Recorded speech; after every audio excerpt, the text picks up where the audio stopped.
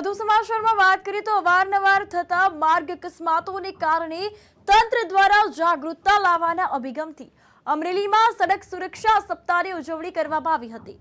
Road અકસ્માતની ઘટનાઓ નિવારવા તંત્ર દ્વારા સુંદર આયોજન। અમરેલી કલેક્ટરની અધ્યક્ષતામાં રાષ્ટ્રીય માર્ગ સલામતી માસ અંગેની સમજણ આપવામાં આવી હતી।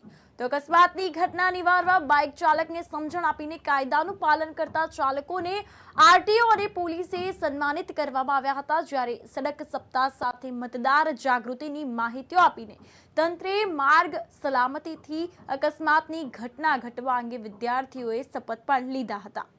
आज रोज 19 तारीखना रोज जिला रोड सेफ्टी कमिटी द्वारा आरटीओ अमरेली તેમજ પોલીસ પરિવાર રોડ સેફ્ટી મંથનું આયોજન કરવામાં આવ્યું છે। જનરલી રોડ સેફ્ટી વીકનું આયોજન કરતા હોઈએ છીએ, પરંતુ જે રીતે રોડમાં અકસ્માતોની સંખ્યા વધતી જાય છે તેને ધ્યાને લઈને કેન્દ્ર સરકારે રોડ સેફ્ટી મંથનું આયોજન કર્યું છે। જે અનુસંધાને અમરેલી જિલ્લામાં પહેલીવાર 14 સ્કૂલોના વિદ્યાર્થીઓ અહીંયા આવેલા છે અને એ લોકોને રોડ સેફ્ટીની સમજ આપી છે।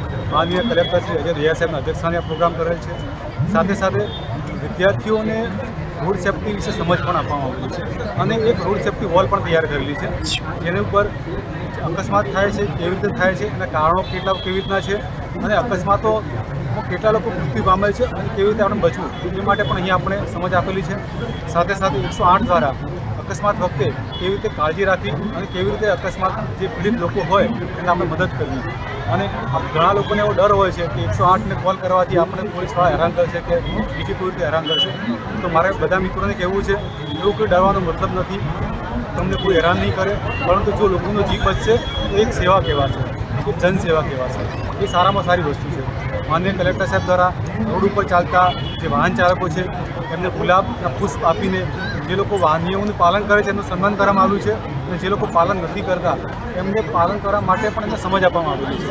એટલે આજનો અમારો અભિગમ સોફ્ટ અભિગમ છે અને લોકો ટ્રાફિકના નિયમો પાલન કરે, પ્રેરાય એ માટેનો અભિગમ છે અને અવિરત અમે લોકો 1 મહિના માટે અભિગમ ચલાવીશું અને 14 તારીખે રોડ સેફ્ટી મંથનું સમાપન છે। એ વખતે પણ અમે સરસ પ્રોગ્રામ કરીશું અને છોકરાઓ અને ગામના છેવાડા સુધી જ્યાં સુધી અમે લોકો પહોંચી શકીશું ત્યાં સુધી પહોંચવાનો અમે લોકો પ્રયત્ન કરીશું।